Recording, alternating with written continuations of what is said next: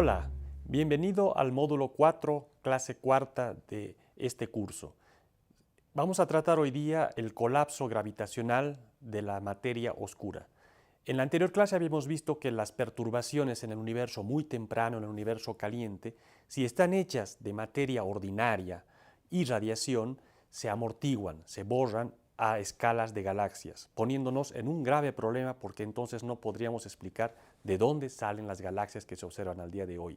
No obstante, si lo que más domina en el universo es la materia oscura, hemos visto que las perturbaciones de materia oscura no sufren este proceso de amortiguamiento en el universo temprano y pueden seguir creciendo en su amplitud y al día de hoy pueden dar origen a las galaxias.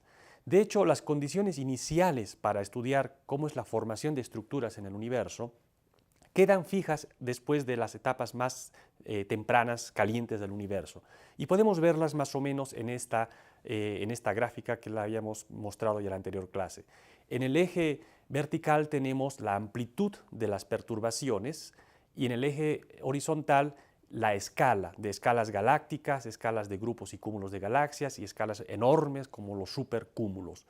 Entonces aquí vemos que si tenemos nuestro fluido de materia oscura, materia ordinaria y radiación acopladas, ¿cómo queda la distribución de las perturbaciones en función de su escala? Vemos que las escalas más pequeñas, en el caso de materia, si lo que domina es la materia oscura fría, tenemos más y más y más estructuras, más y más densidad en cierta forma, de tal manera que todas las escalas son capaces de colapsar y formar estructuras. Si nos vamos a escalas más grandes, vemos que la amplitud de las perturbaciones es más pequeña y de hecho vemos ahí unas pequeñas oscilaciones que son justamente ya a escalas de grupos o cúmulos de galaxias, son estas oscilaciones gravitoacústicas de las cuales hablamos en la anterior clase. Ahora, ¿qué pasa si en el universo lo que domina no es materia oscura fría, sino materia oscura tibia? Entonces, como ustedes ven en esta gráfica, en esta figura, en el caso de materia oscura tibia, las escalas de galaxias o subgalácticas, digamos así, esas ya no existirían, porque el flujo libre, el proceso de flujo libre que ocurre con las partículas cuando son relativistas, las borra. Y peor aún, si fuese la materia oscura caliente, entonces ahí ni siquiera tendríamos estructuras galácticas, porque el flujo libre borraría a todas las estructuras menores, a las de escalas de grupos y obviamente a las de galaxias. Estas son entonces las condiciones iniciales para formar estructuras donde vemos que la materia oscura es clave. Pero a todo esto, ¿qué es la materia oscura? Hay muchas propuestas. Por ejemplo, para la materia oscura fría, se propone que son partículas elementales exóticas, es decir, que no interactúan con la radiación electromagnética, pero sí pueden interactuar gravitacionalmente y a través de las interacciones electrodébiles. No tienen carga, no tienen color, son partículas muy extrañas que se proponen en el mundo de las físicas de partículas elementales. Por ejemplo, las más comunes son las llamadas así partículas supersimétricas. Son partículas que se invocan para resolver una serie de problemas que tiene el modelo estándar de partículas, que está formado por quarks, leptones, las 4 partículas de interacción, los bosones de Higgs. Las partículas supersimétricas se proponen que son compañeras, pero de un sector oscuro, como les decía, se invocan para resolver problemas que tiene el modelo estándar. Las partículas supersimétricas más elementales son los así llamados neutralinos, partículas muy masivas, 100 o 1000 veces más masivas que un protón. Y bueno, si la materia oscura son los neutralinos, ellos están por todos lados bañando el universo y sí pueden interactuar gravitacionalmente. Otras partículas que se invocan como materia oscura fría son los acciones. Estas son todavía mucho más exóticas, nacen frías desde el principio y prácticamente no tienen masa. ¿Qué hay acerca de la materia oscura tibia? Pueden ser los neutrinos estériles o neutrinos de manos derechas. Estos son neutrinos del modelo estándar, pero con ciertas variantes. Todavía no se han logrado descubrir si es que ellas existen.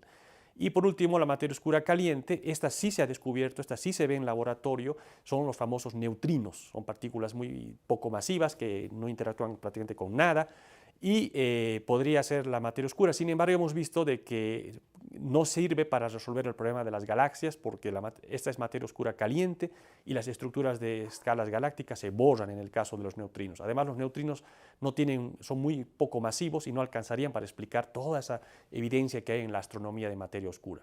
Bueno, ¿cuál es ahora entonces el cuadro general? Como habíamos dicho en las anteriores clases, tenemos el modelo cosmológico con una inflación, luego el universo de la gran explosión, el universo caliente. Es en este universo donde se da la evolución de estas fluctuaciones, ya sean de materia oscura, ya sean de materia ordinaria con radiación, todavía en su régimen lineal, donde cada perturbación no interactúa con otra. Así podemos llegar a reproducir, por ejemplo, la época de la recombinación, donde ya tenemos una evidencia observacional, la famosa radiación cósmica de fondo y esas anisotropías, esas fluctuaciones que vemos en ella, justamente producto de la evolución de estas perturbaciones que se originaron en la época de la inflación como fluctuaciones cuánticas del vacío.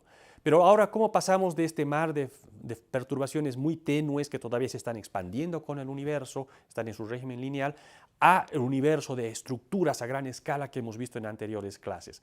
Aquí ya entramos en lo que se llama la evolución no lineal, una evolución altamente compleja a medida que las perturbaciones se hacen cada vez más densas, su gravedad es más fuerte y todas empiezan a atraerse unas con otras y se convierte en un problema altamente complejo, no lineal como llamamos en la física.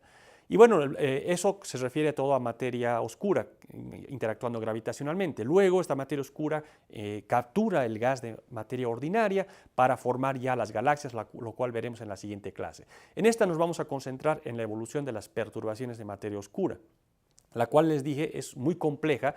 Sin embargo, a nivel de física es relativamente sencilla. Aquí lo único que está actuando es la interacción gravitacional.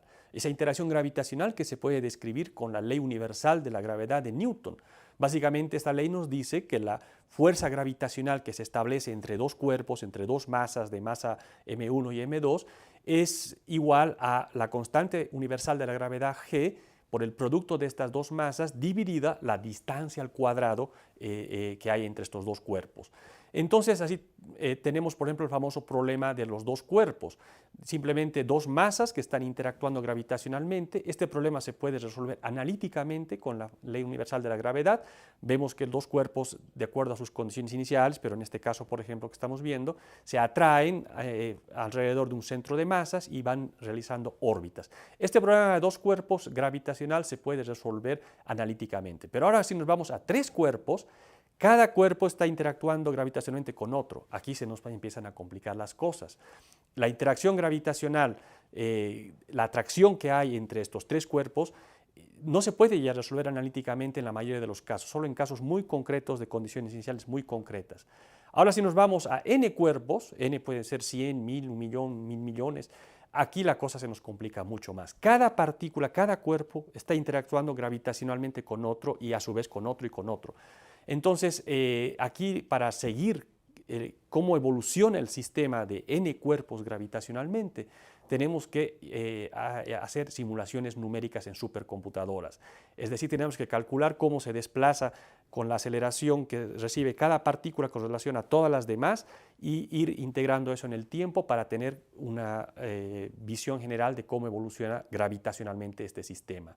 Esto se hace, como les mencionaba, en supercomputadoras. Es imposible hacerlo esto uno por uno, son millones o a veces miles de millones de partículas, todas interactuando gravitacionalmente con otras, y esto requiere entonces de cálculo supercómputo y de poderosos algoritmos para hacer estos cálculos. Entonces, a nuestro universo poblado por perturbaciones todavía muy tenues, todavía en expansión con el universo en general. Entonces, para proceder con las simulaciones numéricas, lo que hacemos es sembrar n cuerpos, donde n puede ser millones o miles de millones, es decir, de partículas, las sembramos en una malla que se está expandiendo y de una manera más o menos homogénea, aunque hacemos pequeñas perturbaciones de acuerdo a lo que les mostré en la figura inicial, es decir, las perturbaciones más chiquitas tienen un poco más de contraste que las perturbaciones más grandes. Entonces ponemos a funcionar el código de n cuerpos en la supercomputadora y vamos calculando cómo se van acumulando las partículas de acuerdo a eso. Y vamos a ver que al final de cuentas se acumulan de una manera muy compleja, formando estructuras de paredes, de filamentos con enormes huecos, y donde se intersectan los filamentos tenemos los nodos, que son donde se formarán los halos de materia oscura. El colapso gravitacional, vamos a ver en general, siempre es más eficiente en una dirección, en la dirección de menor tamaño. Por ejemplo, si tenemos una perturbación grosso modo como una especie de elipsoide, vamos a ver que la fuerza gravitacional es más eficiente en el semieje menor de este elipsoide que en los semiejes mayores del elipsoide, como vemos en la figura. Entonces, con el tiempo, este elipsoide, las partículas que están en este elipsoide, tienden a colapsarse hacia un plano, hacia una pared, hacia un pancake, como lo llamaron los que desarrollaron esta teoría en los años 70 y 80. Entonces, de ser una estructura tridimensional, se colapsa en una estructura más o menos bidimensional. A su vez, esta estructura bidimensional también tiene un semieje menor, que es hacia donde la gravedad es más eficiente y empieza a colapsarse con mayor rapidez en el semieje menor, para formar entonces ahora sí una estructura elongada, casi unidimensional, que es un filamento. Y a su vez, la fuerza gravitacional todo el tiempo en acción, siempre atractiva, hace que este filamento ahora se nos colapse en un esferoide, se nos colapse en un punto, pero no es en realidad un punto, sino es un esferoide de materia oscura. Como vemos ya en esta animación de n cuerpos, las estructuras primero van colapsándose en una especie de pared, luego esa pared se colapsa en un filamento y luego el filamento empieza a fluir y empieza ya a colapsarse en una estructura central. Así ocurre el colapso gravitacional de estas perturbaciones sembradas en el universo muy temprano, en el caso de que sean de materia oscura. Y aquí vemos una hermosa simulación. Ustedes ven cómo las estructuras van lentamente colapsándose, van tejiendo esta estructura primero de paredes, luego de filamentos, y luego cómo se van acumulando para formar estos halos de materia oscura. Aquí todo es materia oscura, aquí no hay galaxias. Y estamos viendo cómo con el tiempo las estructuras van colapsando en esta compleja red, así llamada red filamentaria o estructura de esponja, donde hay enormes huecos, hay regiones donde hay filamentos y por último regiones donde ya tenemos esferoides de materia oscura, que luego se supone con su gravedad van a atraer al gas de materia ordinaria para formar a las galaxias en su interior. Este colapso es un colapso jerárquico. Primero se forman las estructuras más chiquitas, porque son las que tienen mayor amplitud, como les había mencionado al principio en la figura del principio, y luego se van formando las estructuras más grandes. Aquí vemos entonces ahora una enorme simulación de pura materia oscura, fría.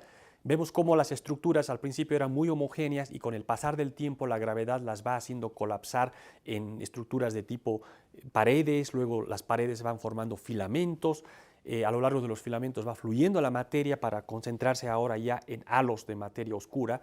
Esta evolución es jerárquica. Las primeras estructuras en formarse son las más chiquitas, como les mostré en la figura 1, las estructuras más chiquitas tienen más contraste de densidad y luego se van formando las más grandes. Y así se teje toda esta compleja telaraña cósmica de estructuras de pura materia oscura fría, donde aquí lo único que está actuando es la ley de la gravedad.